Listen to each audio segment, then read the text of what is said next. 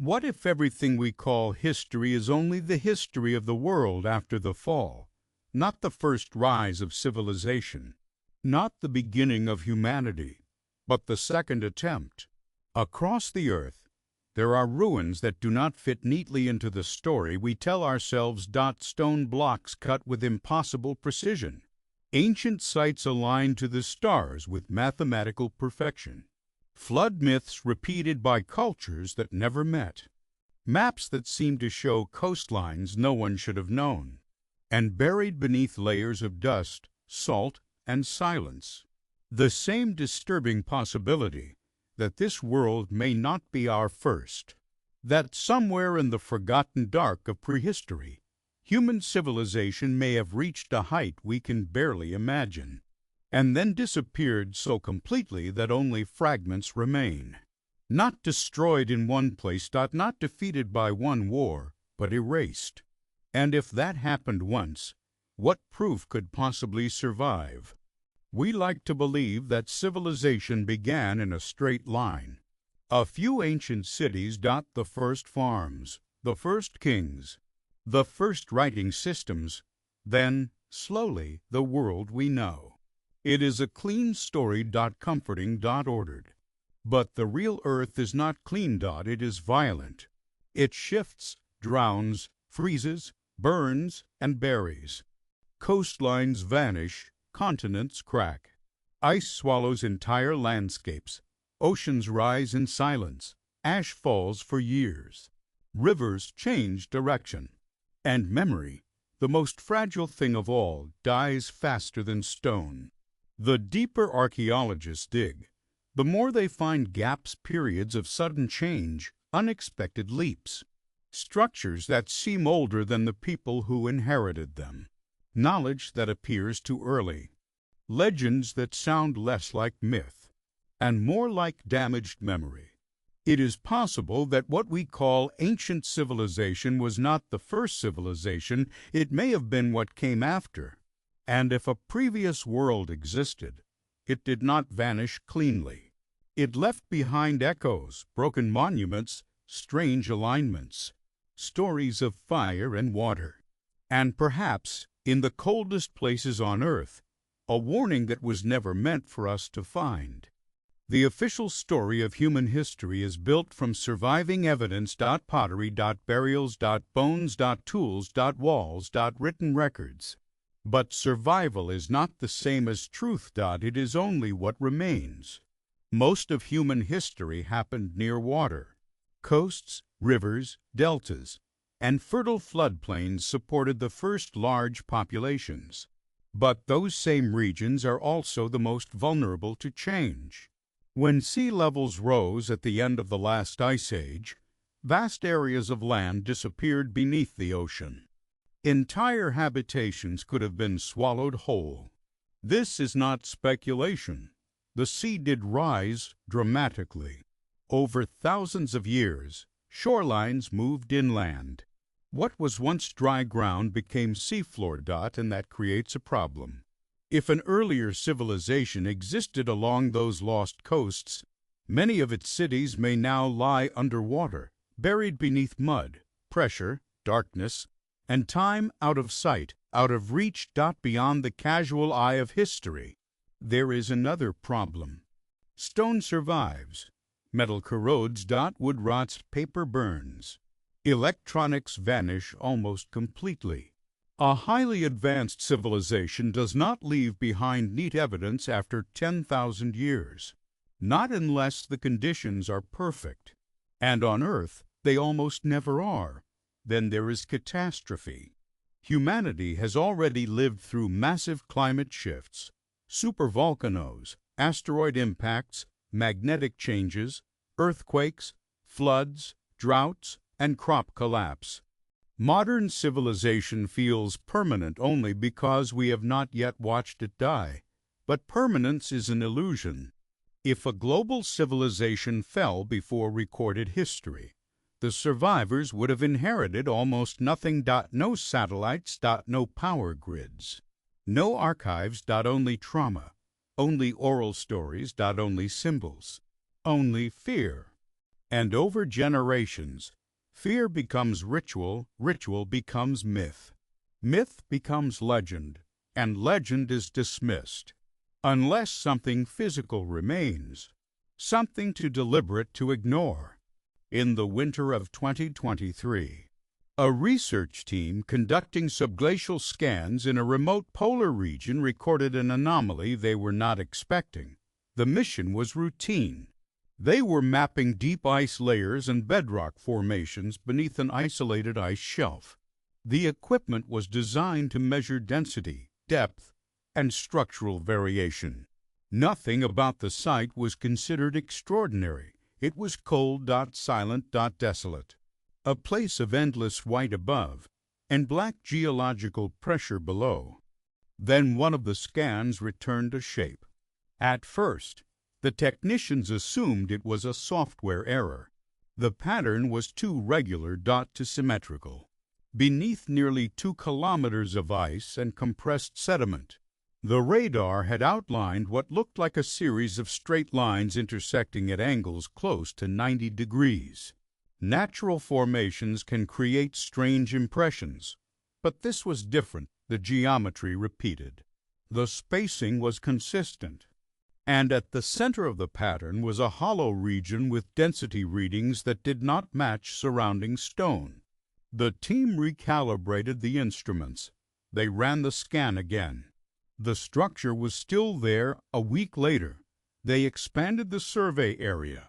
More shapes appeared, long corridors, rectangular chambers, a cluster of circular voids, and one formation so large that it extended beyond the edge of the scanned grid.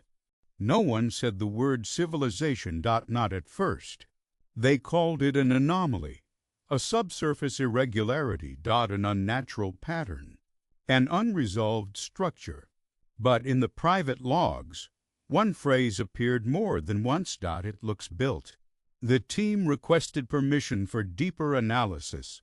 Cores were planned. Additional scanners were flown in. Security around the site quietly increased. And then the recordings began. During the night shift, one of the seismic microphones picked up a sound from below the ice. Not a crack, not tectonic movement, not drilling noise.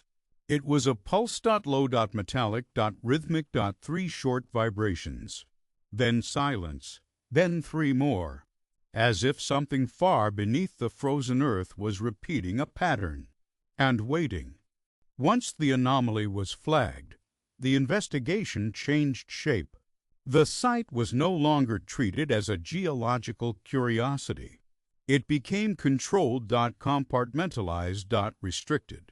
Additional teams were brought in, radar specialists, cryosphere experts, geophysicists, signal analysts, even structural engineers. Officially, they were there to rule out instrument contamination and natural crystalline interference. Unofficially, they were trying to answer a question no one wanted to ask directly. Could anything artificial really be down there? The first ice cores produced nothing unusual, compressed ice, dust layers, microscopic volcanic residue, tiny air bubbles preserving ancient atmospheres, but lower cores began to show something else. Particles of worked stone, not shaped stones, not fragments large enough to identify, but microscopic grains with wear patterns that suggested cutting, grinding, or repeated contact with hard surfaces. That alone was not enough to prove anything. Contamination was still possible. Then one of the imaging drones failed. It had been lowered into a newly melted shaft to scan a cavity suggested by the radar. For the first 40 seconds, the feed showed only dark walls of ice reflecting the light in pale blue sheets. Then the drone reached open space. The camera adjusted. For less than 2 seconds, the operators saw a vertical surface, flat, dark, smooth. Then the image broke into static. The drone's internal compass began spinning. Temperature readings fluctuated violently. Its orientation locked. and the cable tension suddenly went slack. When the drone was recovered, the front casing was scarred as if it had struck stone. But the lens housing was marked by parallel grooves, narrow, evenly spaced. Too even, the onboard storage had also been damaged. Most of the footage was corrupted, but one fragment remained intact. It showed a line. A single incised line carved into black material beneath the ice dot. It was not random. It curved sharply, then split into smaller branches, almost like a symbol or part of one. Attempts to re-enter the cavity produced worse results. A second drone lost power. A third transmitted only audio, a low hum, intermittent static, and a sound that some described as scraping metal. No image came through. Then the feed died. The investigators argued. Some said the shaft was unstable. Others blamed mineral interference, electromagnetic distortion, pressure changes, or flaws in the equipment. But the more data they collected, the less stable the explanations became. The pulses continued, always in patterns, never constant, never random enough to dismiss. And each time the researchers mapped the deeper layer, the geometry below seemed larger than before, as if they were not discovering one buried structure, but the edge of something vast. The deeper analysis produced clues that made the situation worse. The first was age. Ice dating placed the upper compression layers well beyond the end of the last glacial period. That meant whatever lay beneath had been sealed for an immense amount of time, long before known civilization. Long before cities, according to the standard timeline. The second clue was orientation. The main linear formation appeared aligned with celestial positions that no longer matched the modern sky exactly.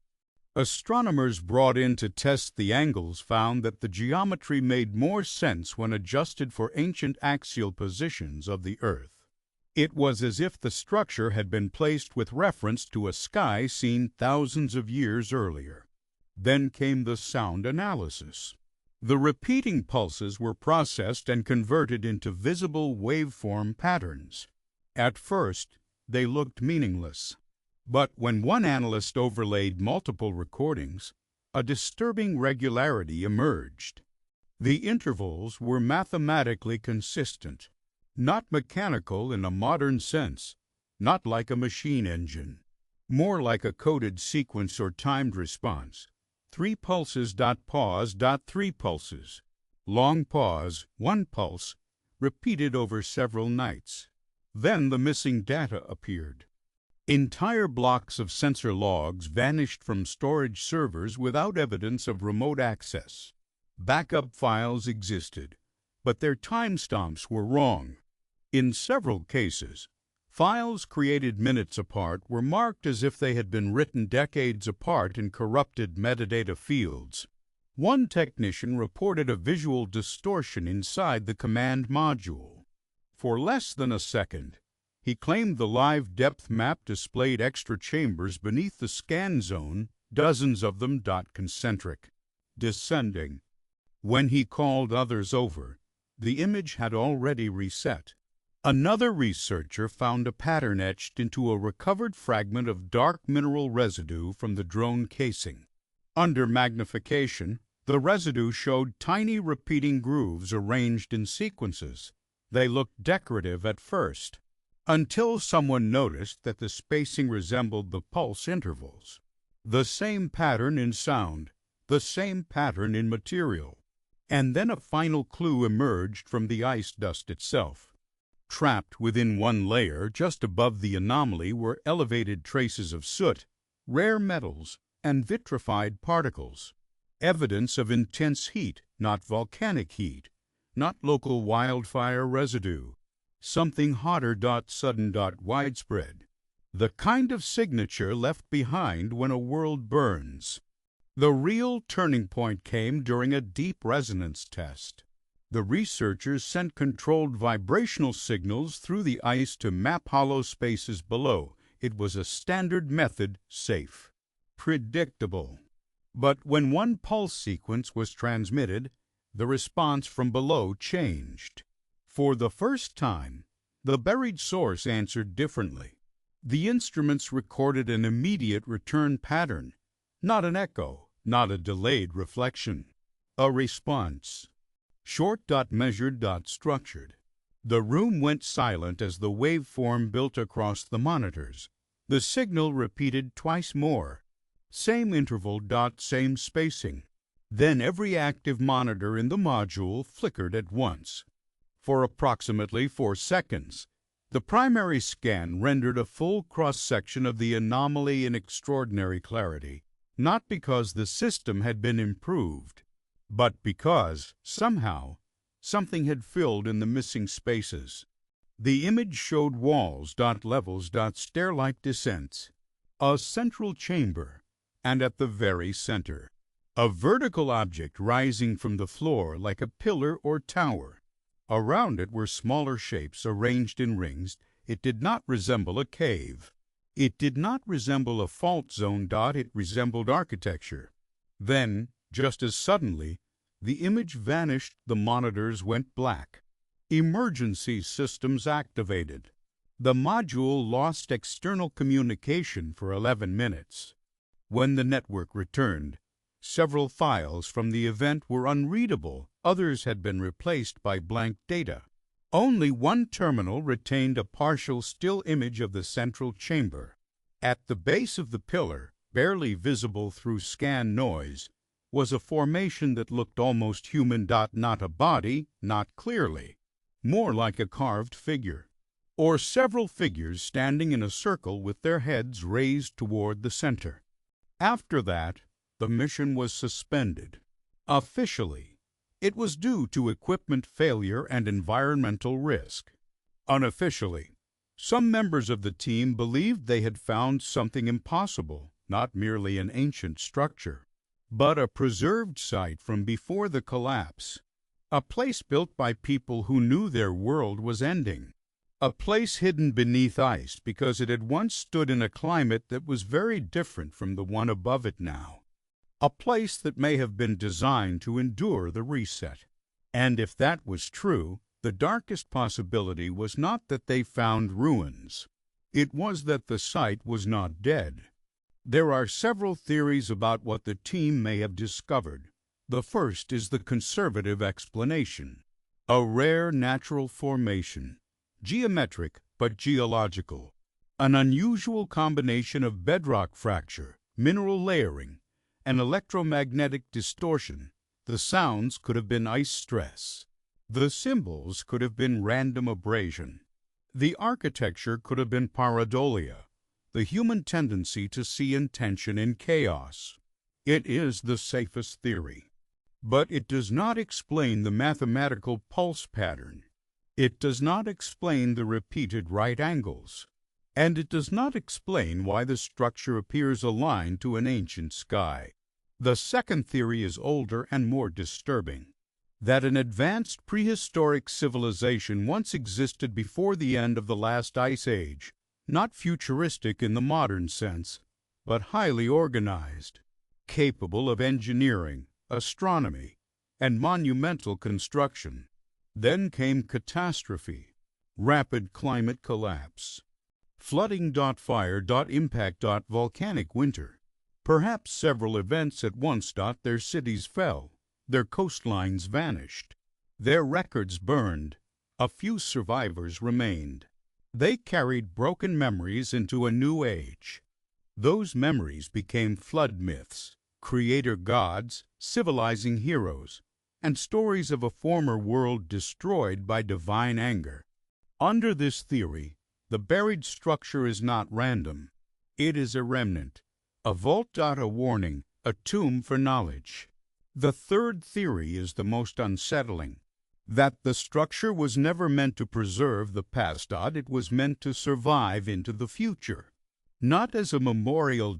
Not as a ruin, but as a system waiting for a certain condition to return. The pulse patterns, the responses, the apparent interaction with transmitted signals the data corruption, the feeling that the deeper scans were somehow being completed from below.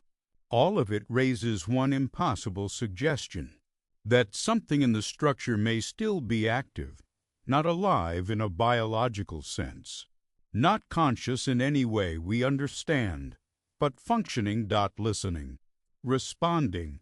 And if human civilization did end once, then perhaps what lies beneath the ice is not evidence of how that world died. It may be evidence that someone expected another ending. Months after the site was sealed, one final file surfaced through an internal archive transfer. No sender. No explanation. Just a compressed audio package labeled with a date that did not match any known mission record. Inside was a 22-second clip. At first, there was only static. Low electrical hiss. Then the now familiar pulse pattern. 3 short vibrations, pause. 3 short vibrations. But this time, there was something else behind it, a voice. Not clear enough to identify, not strong enough to understand fully. It sounded distant, as if recorded through ice, stone, and enormous depth. Analysts enhanced the file again and again. Most of the words dissolved into noise, but one phrase appeared in multiple reconstructions. Not the first. 2 days later, the archive copy vanished. By then, however, one still image from the suspended mission had already spread quietly between private channels. It showed the central chamber beneath the ice. The pillar at the center, the ring of human-like figures, and behind them, cut into the wall in lines too large to notice at first glance, was a pattern of symbols. When contrasted and sharpened, the symbols formed repeating shapes that looked eerily similar to coastlines. Not modern coastlines, older ones. Shorelines from a world before the seas rose, a map perhaps, or a record. At the lower edge of the image, one section had been damaged by scan noise, but not completely erased. There, beneath the ancient lines, was a final marking, a narrow sequence of vertical cuts. 3. Pause. 1. The same signal, still repeating, still buried, still waiting beneath miles of silence and ice, in a place where no human city should ever have been if the first civilization did fall.